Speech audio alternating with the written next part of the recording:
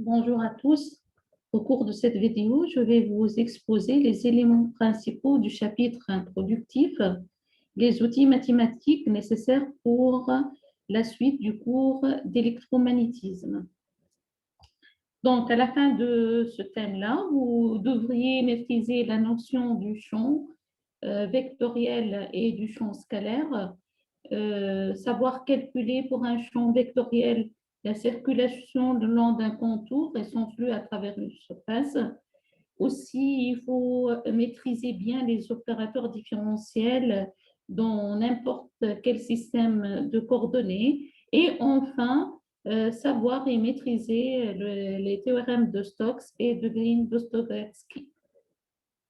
Alors, je vais commencer par un champ scalaire et un champ vectoriel.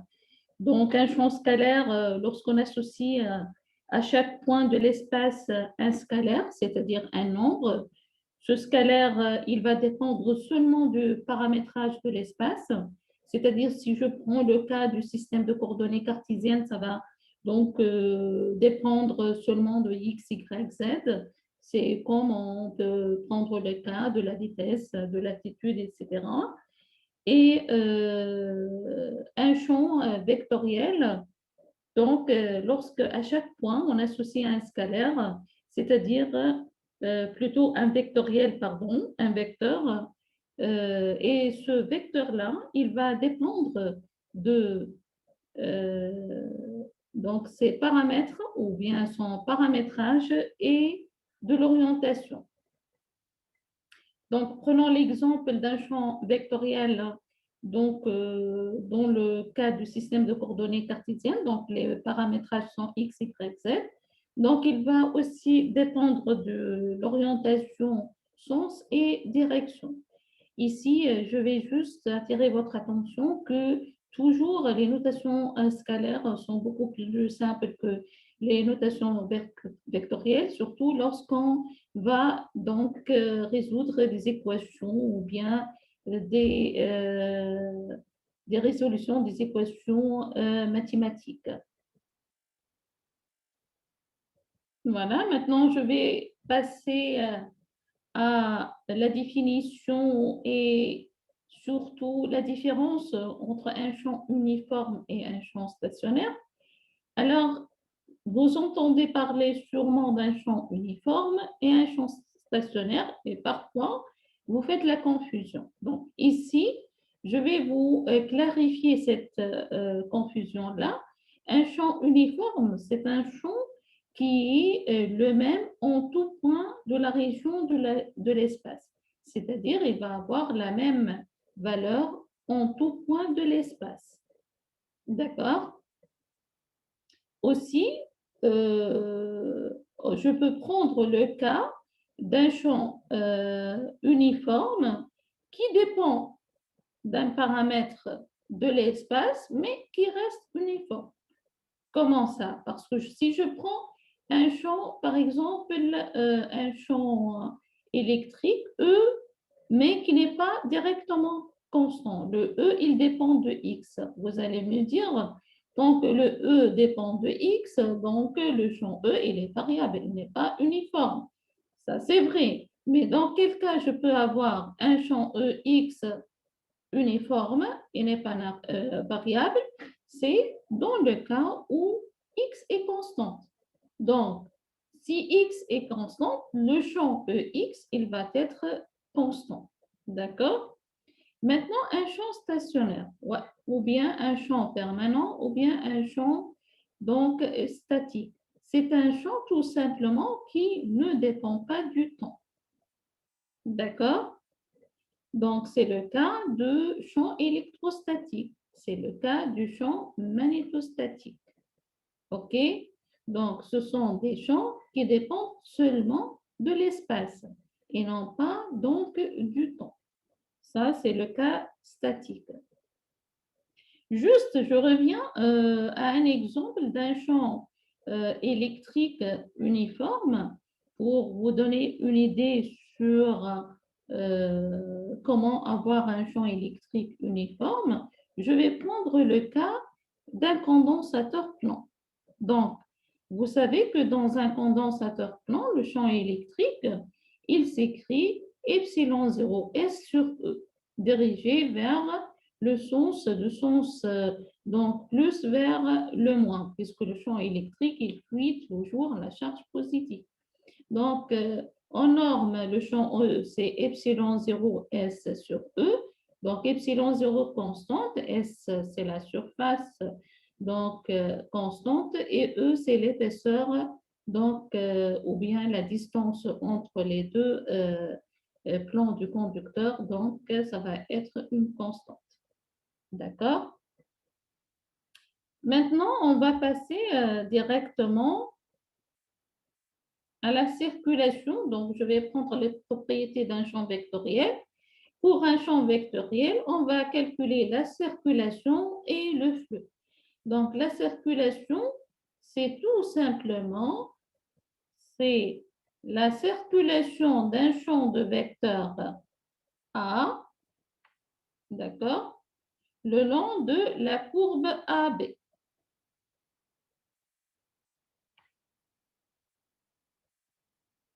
Donc, je vais juste prendre le stylo.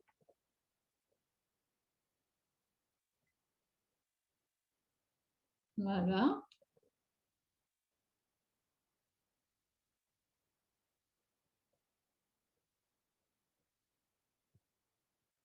Donc, ici, on a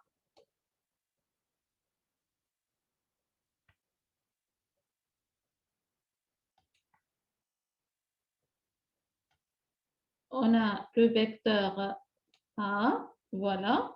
Donc, on va déterminer la circulation du champ de vecteur A le long de la courbe AB. Donc, je peux avoir deux cas. La courbe peut être ouverte comme le cas cité dans ce cours ou bien une courbe fermée. D'accord aussi. Donc, ce qui change dans l'écriture donc mathématique,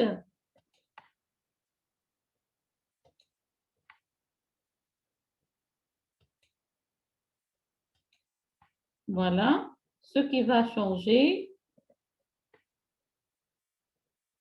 Donc, je vais enlever le stylo. Voilà, donc la circulation, c'est une intégrale simple qui définit un produit scalaire entre le champ de vecteur AM et l'élément de longueur AB, c'est-à-dire A scalaire df.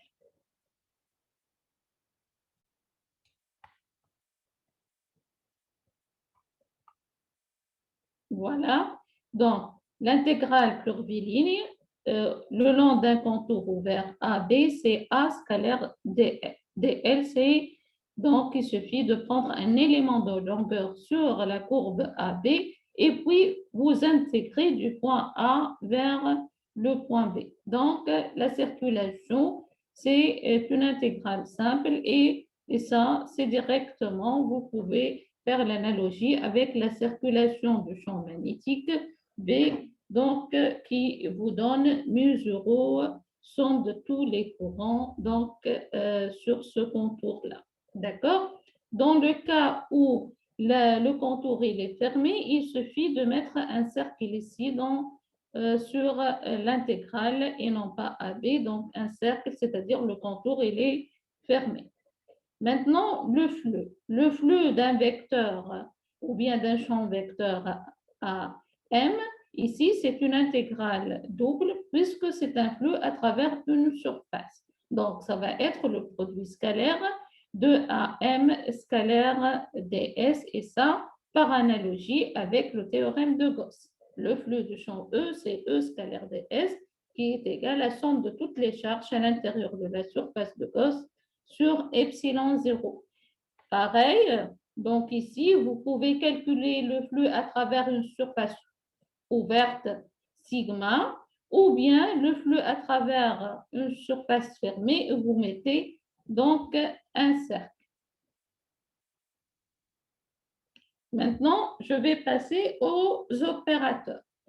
Donc, les opérateurs différentiels, il y a donc des opérateurs qui vont agir sur des fonctions scalaires pour donner des grandeurs vectorielles comme le gradient, grade de V, E égale à moins grade de V.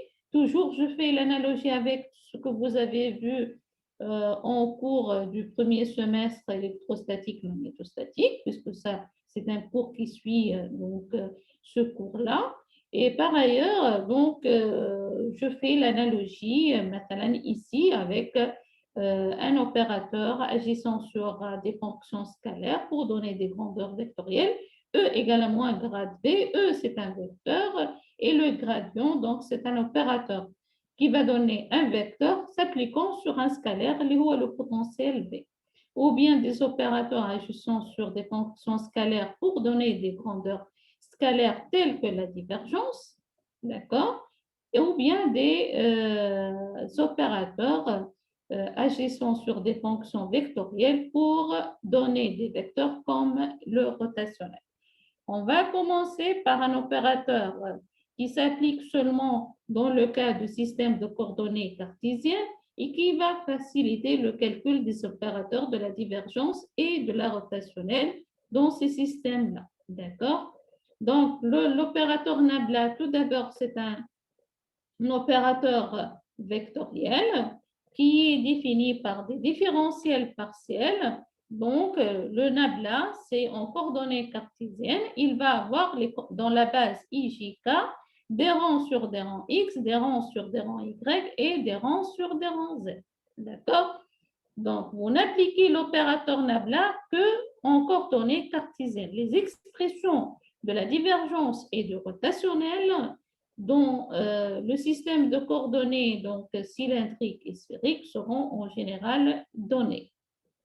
Je passe maintenant au gradient. Si vous vous rappelez, qu'est-ce que nous avons dit du gradient? Nous avons dit que c'est un opérateur qui agit sur une fonction scalaire pour donner un vecteur. Voilà. La fonction scalaire ici, c'est f de m. Donc, je peux prendre en coordonnées cartésiennes, toujours le cas le plus simple, une fonction qui dépend de trois variables x, y, z. Donc, pour déterminer le gradient, il suffit de calculer la différentielle totale de cette fonction. Une fonction à trois variables, la différentielle totale est s'écrit des rangs f sur des rangs x dx plus des rangs f sur des rangs y dy plus des rangs f sur des rangs z dz. Donc, par définition, c'est égal à grade f scalaire dr. Si je fais donc l'identification entre ces deux égalités-là, dr, je sais que c'est dxi plus dyj plus dzk en coordonnées cartésiennes. Ce qui nous reste, le grade, donc c'est un vecteur dont les composantes vont être des rangs f sur des rangs x, des rangs f sur des rangs y, des rangs f sur des rangs z. Or, des rangs sur des rangs x, des rangs sur des rangs y, des rangs en z en coordonnées cartésiennes, c'est nabla. Donc, je peux écrire le grade de f, c'est nabla f. Nabla fois f. Je multiplie l'opérateur nabla pour la fonction f. D'accord? En coordonnées cartésiennes.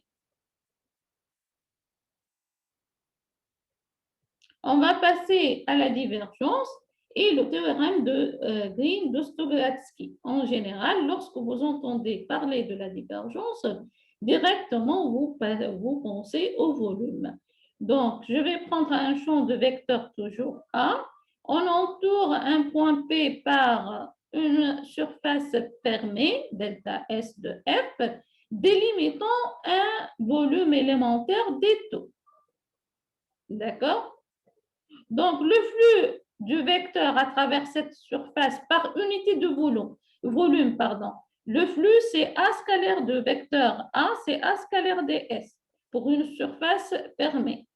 Par unité de volume, c'est 1 sur delta tau. D'accord? Donc, la limite de 1 sur delta tau intégrale double fermée ou bien le flux fermé de champ de vecteur A, ce n'est autre que exactement la divergence du champ de vecteur A. Donc, la divergence, donc, c'est un opérateur qui s'applique sur un champ de vecteur, sur un vecteur, pour donner un scalaire. D'accord?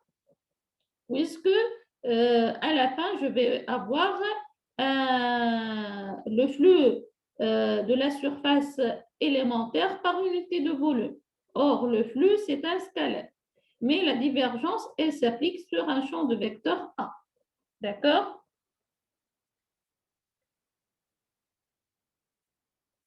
Donc ici, la divergence de A, on va le voir directement comment vous pouvez le déterminer en coordonnées cartésiennes, mais les expressions, comme je viens de dire tout à l'heure, dans le système de coordonnées cylindriques et sphériques seront toujours données. D'accord? Donc, l'opérateur divergence intervient en physique et principalement en électromagnétisme dans les équations de conservation de la charge. On va rencontrer l'opérateur divergence dans la conservation de la charge, dans la conservation de l'énergie électromagnétique. Et bien sûr, ça, c'est dans notre terme, aussi dans thermique, en mécanique de fluide, etc. Donc, nous, ce qui nous intéresse, ça va être la conservation de la charge et la conservation de l'énergie électromagnétique qui vont utiliser donc l'opérateur divergence. D'accord? Maintenant, le théorème de Green-Dostojevski, c'est un théorème très important parce qu'il vous permettra de passer en général de flux à la divergence ou bien mathématiquement d'une intégrale double à une intégrale triple. Sachant que dans l'intégrale double, vous avez besoin seulement du vecteur A et l'intégrale triple, vous avez besoin de la divergence. Donc, pour une intégrale double, j'agis sur une surface et pour l'intégrale triple, j'agis sur un volume. Donc, je vais prendre donc ici une surface. Donc, dont le vecteur surface est défini par ds et délimitons donc un volume V. D'accord? Donc, cette égalité-là, cette égalité, c'est le théorème de Green-Dostojevski qui va vous dire que le flux de A à travers une surface fermée égale l'intégrale triple de la divergence de A à travers le volume V. D'accord? On va voir comment par la suite, on va faire quelques exemples pour appliquer ce théorème-là.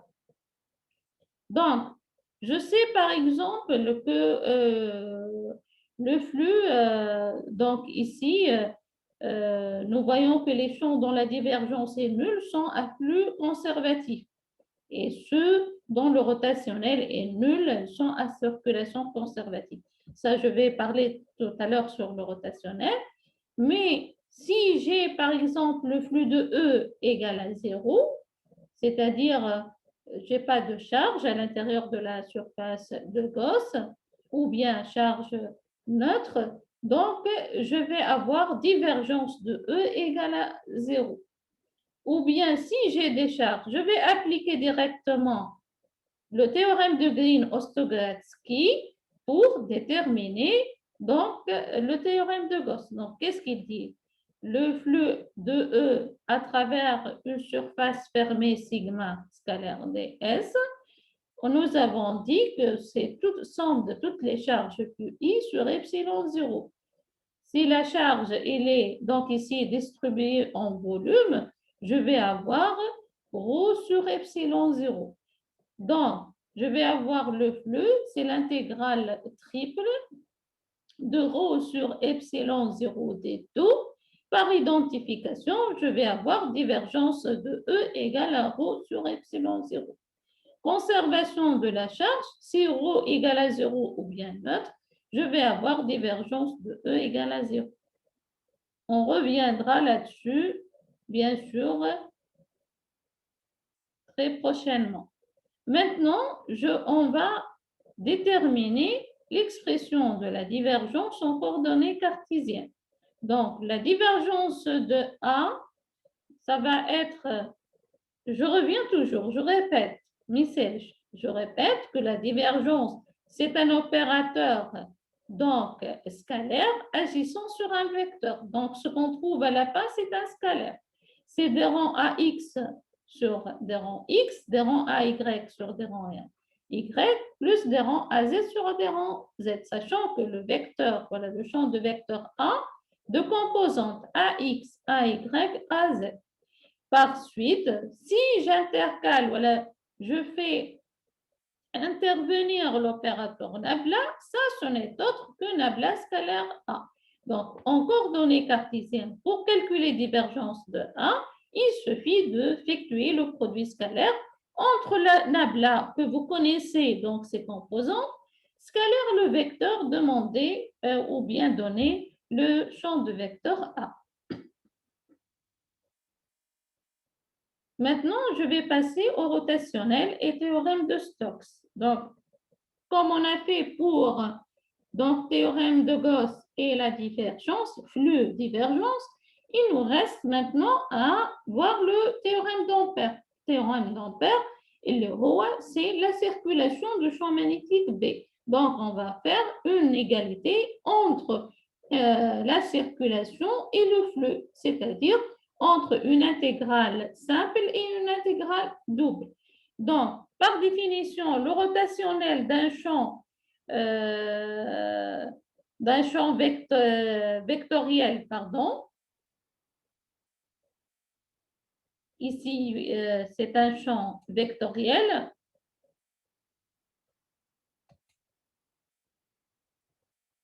Donc, je vais rectifier. Là, c'est le rotationnel d'un champ vectoriel.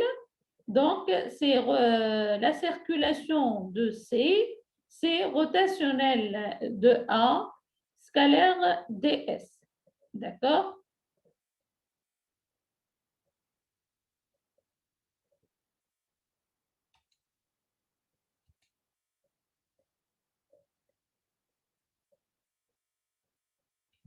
Alors,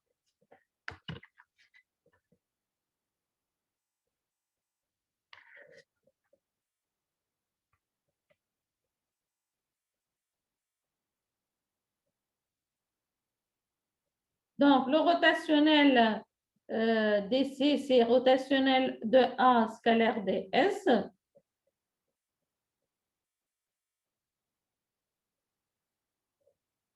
Et DC, par définition, c'est le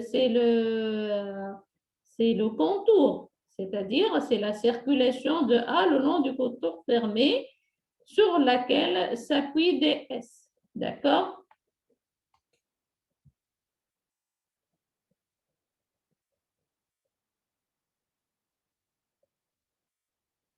Voilà. Donc,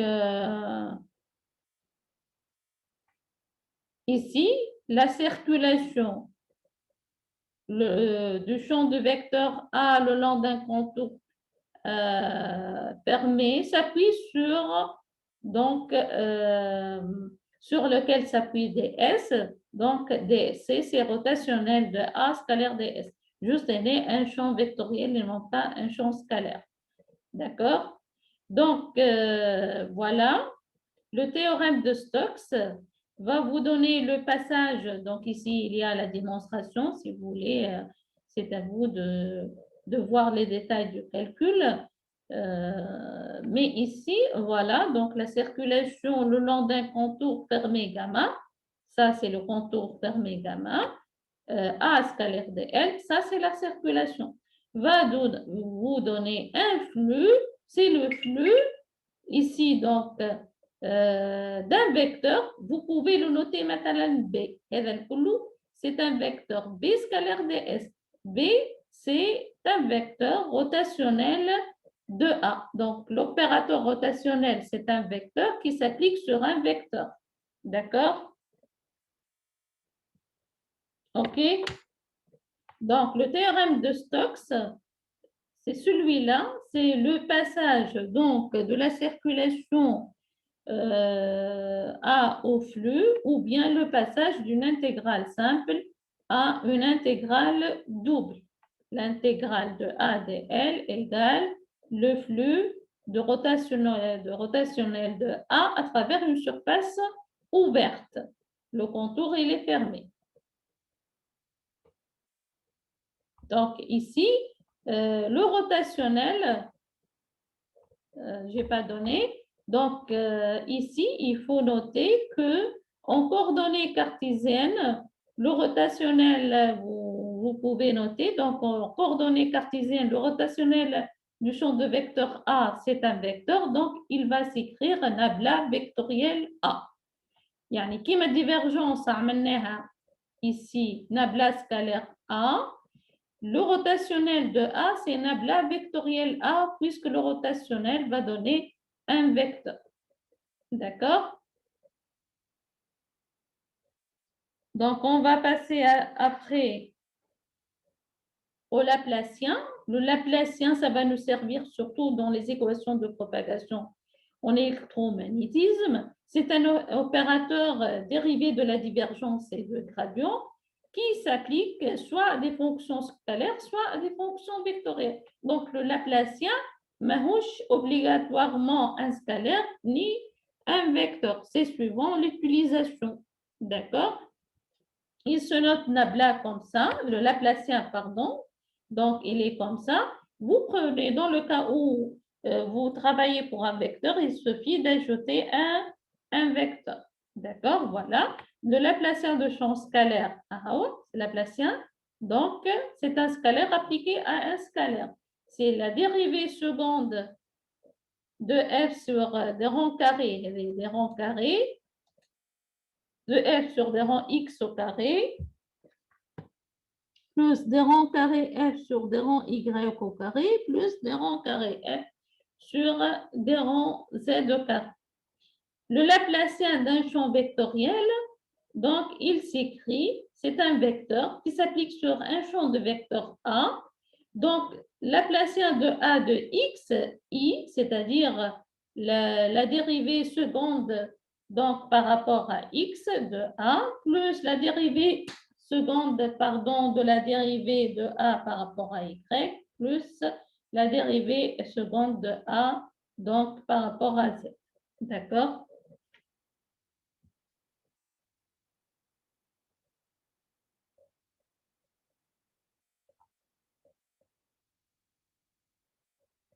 Donc ici, je vais vous donner les relations utiles. Donc, il faut avoir une idée sur ces relations-là. Par exemple, comme on écrit grade de E fois B, rotationnel de EA, divergence de EA, divergence de A vectoriel B, ça on l'utilise souvent, il faut le savoir. Le Laplacien de U, il faut connaître que le Laplacien, c'est la divergence de grade de U. Ça aussi, on va l'utiliser. Donc, et rotationnel de A, c'est moi Laplacien de A plus grade divergence de A. Ces trois formules, il faut les connaître. Parce que ça va nous servir toujours dans les équations de Maxwell, les équations de propagation des ondes électromagnétiques. Donc ici, je prends le cas de coordonnées cartésiennes. Voilà le calcul de gradient. Donc nous avons dit que c'est nabla U. Voilà. La divergence, c'est nabla scalaire U. Et le rotationnel, c'est nabla vectoriel U.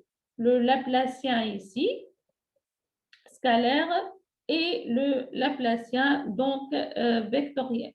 En coordonnées cylindriques, cette expression-là sera donnée.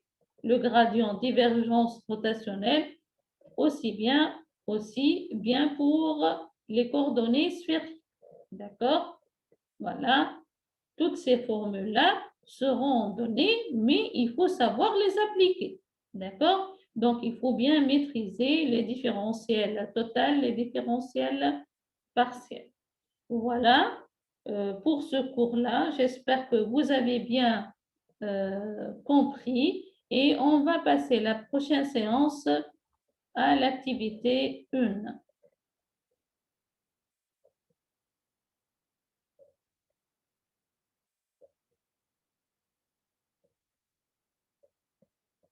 Au revoir.